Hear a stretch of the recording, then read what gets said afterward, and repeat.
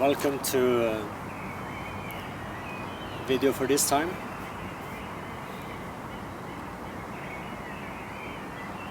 Some of you might recognize this background. It's not only used for some pictures related to the album Pulver by Lifelover that I took, but one of my friends, Sarah, took pictures of me here around 14 years or so ago, 14 or 13 years ago, for the currently unreleased album Svensk Vemod.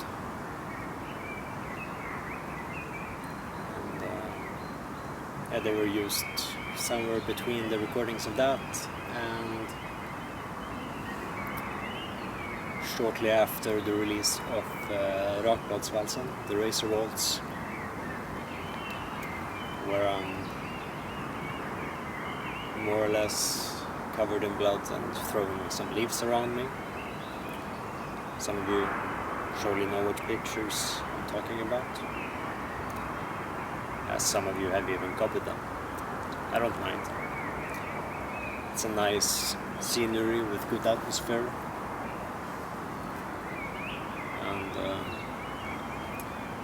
I recently uploaded and shared one of my videos about veins, and I felt like it's time to talk about Sköld, cold, because it was written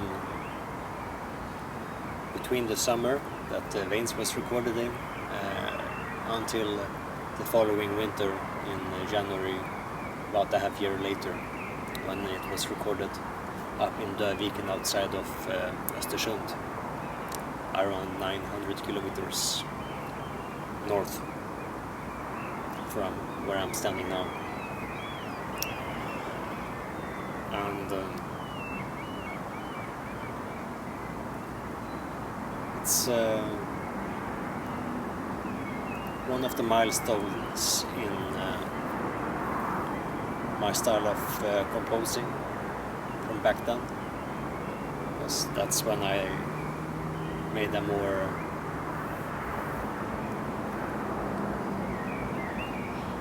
conscious effort of incorporating undistorted guitars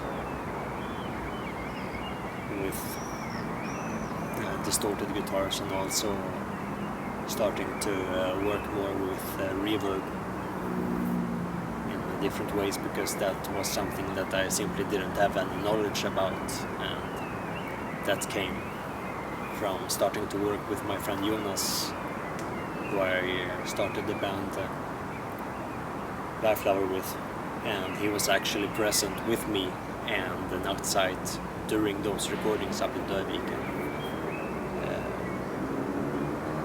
Mostly as a friend and a drinking partner, but also as a just recording assistant. And it was in the beginning of our friendship, so that also set the foundation of recording Pulver that I mentioned previously. Pulver would not have existed without that weekend together. I can promise you that. But that's another video.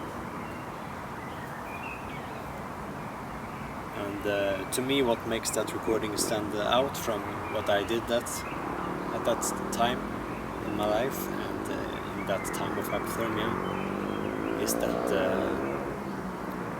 that's where I also decided to forgo my English concepts. Because I no longer felt that that had a place in the concept of hypothermia and Vemodsorkestern, because it's further away from what's most natural to me, and that's a connection that I want to be as short and as close as possible, like the distance from me to this tree or to the ground.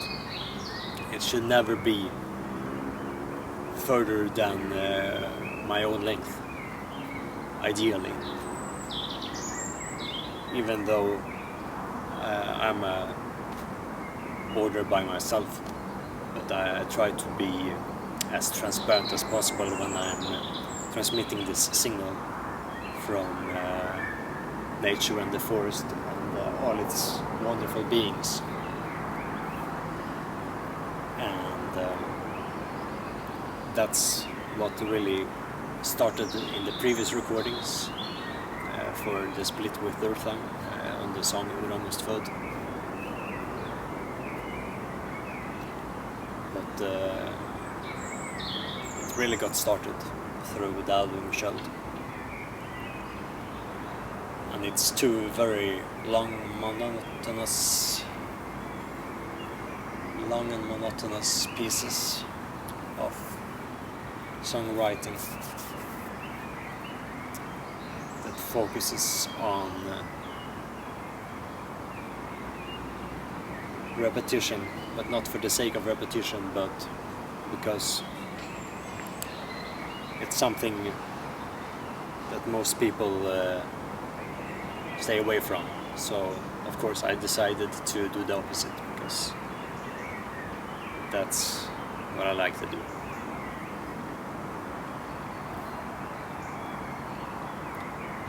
And the lyrics are very long and personal. They talk about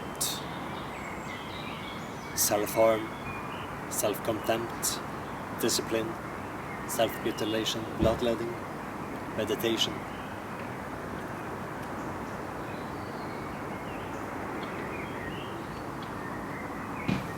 And if you have questions about these subjects, please let me know. I would be more than happy to go more in depth about that. But for now, this is what I can share, because I'm being interrupted by other people that need to use this place. Take care. Thank you for watching and listening. See you soon.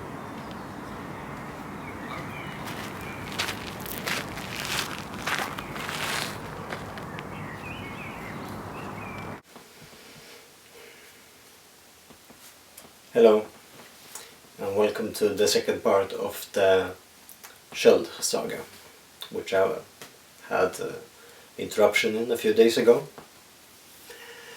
and I felt it would be better to give you both parts at the same time instead of having them separately, simply for the reason that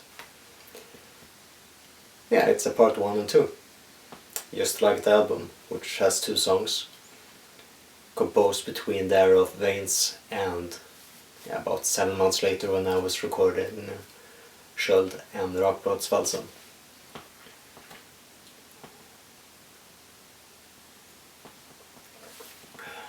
And what I'm drinking today is a cider I made from 2 different kinds of apples that me and my grandmother picked in her garden last autumn, that I fermented with saison yeast. So it's very dry and a little funky, but not like a lambic or sour ale, really, just very dry, but with some character. You basically need pure apple juice or must, and a good pitch of yeast, and a month of patience, and then bottle conditioning, and but lightly sparkling cider.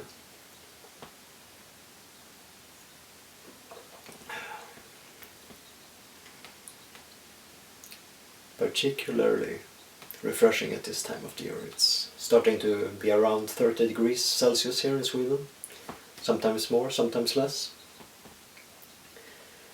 But back to the topic at hand. Should. As I mentioned, the lyrics deal with pretty personal and dark subjects, which is something that most of you are familiar with, and I think I wouldn't have been the same person as an adult without having these kinds of I wouldn't call them insights, but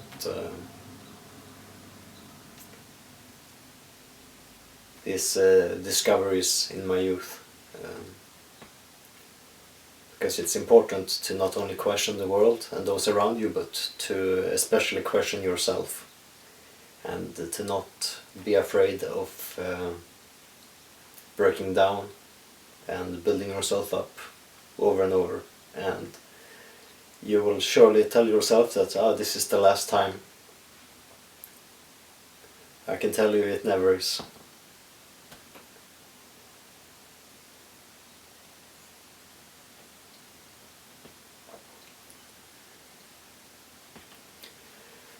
And there's a difference between letting it happen and occur naturally by either isolating yourself and meditating and devoting yourself to different practices of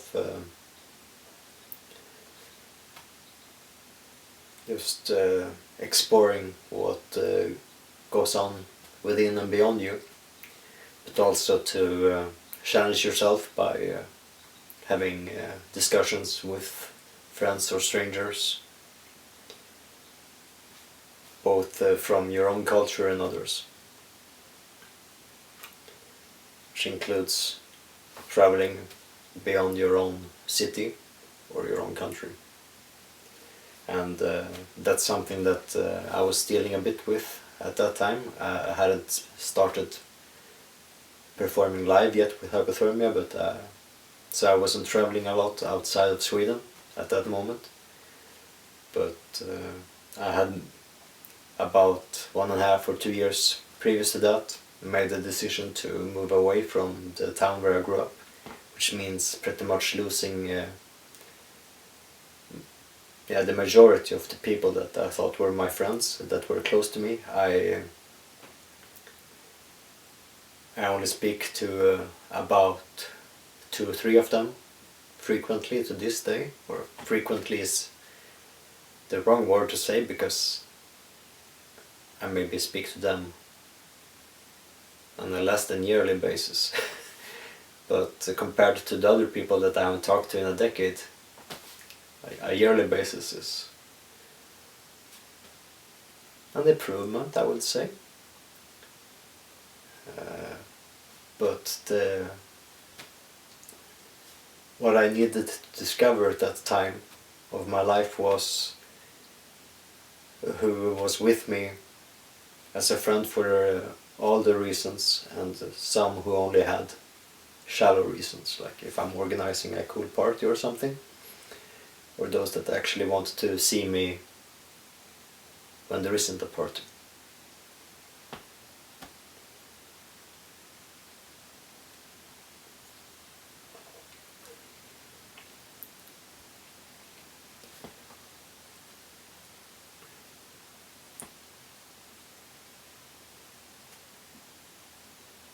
So obviously I was questioning a bit about my self-worth, and together with bloodletting, that became a kind of form of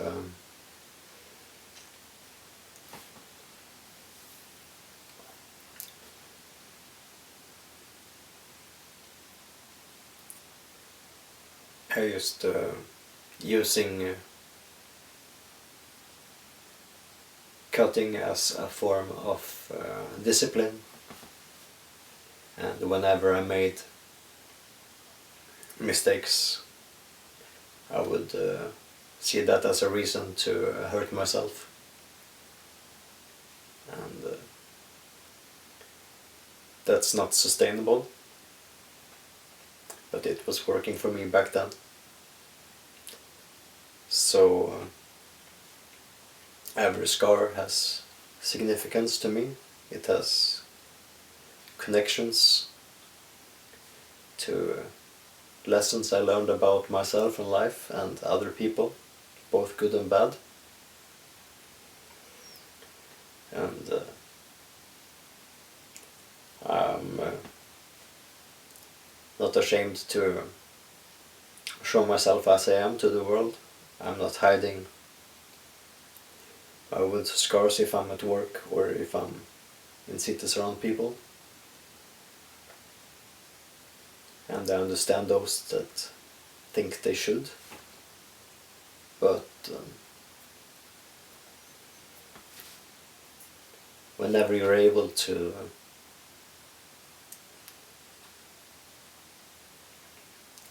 challenge those that have preconceived notions about why someone would hurt themselves, it's important to teach people that it's about so much more than something as basic as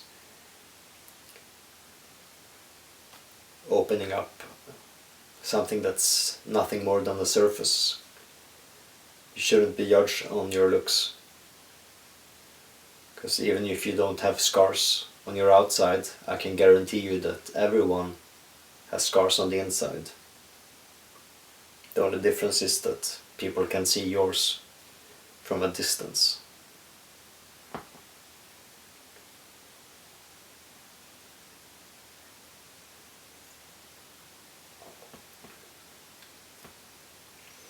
And to sum it up, that's a bit what the songs on that album is about, to challenge yourself and not be afraid of destroying yourself, because you're going to come out of the process as a stronger person, but you need to be ready to rebuild yourself, and you need to be ready to do it alone, because in most cases you can't trust other people to be there to pick up the pieces. That's your responsibility. And if you require other people to help you, then again, it's your responsibility to surround yourself with people that you can trust to do that for you. You shouldn't just assume that other people will be there to help you whenever you need them. Especially if you're not being able to do that for them. And many of you will most likely have experiences when that's the case. You're helping people, but they're not helping you.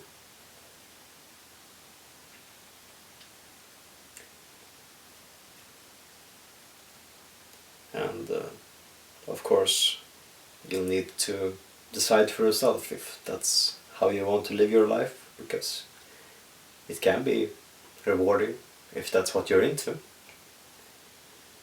But if you have a goal and you feel that you're not really reaching it by yourself or those around you, you should sit down for a moment and maybe rethink a bit on what your goal is and set up goals in between. Where are you now? Where do you want to go? And what path could you take to get there? And perhaps what is the path to reach that path?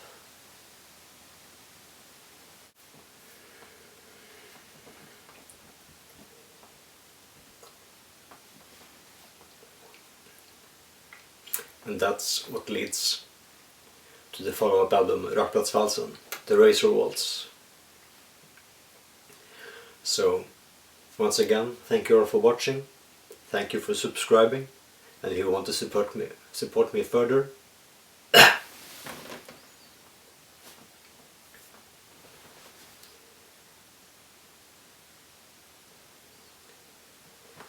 and that's what leads to the follow-up album Rakplatsvalsen, The Razor Waltz. which I'm going to discuss further in the next video. And this concludes the summary of Dowdom Shelled Cold. So once again, thank you all for watching. Thank you for subscribing, and if you're able to support me further, I ask you to please go to the Patreon page for A Symphony to the Void and see if there is a Patreon pledge that you can make. And for those of you who have done it already, I thank you sincerely. And thanks for watching and listening, and I see you soon again. Cheers.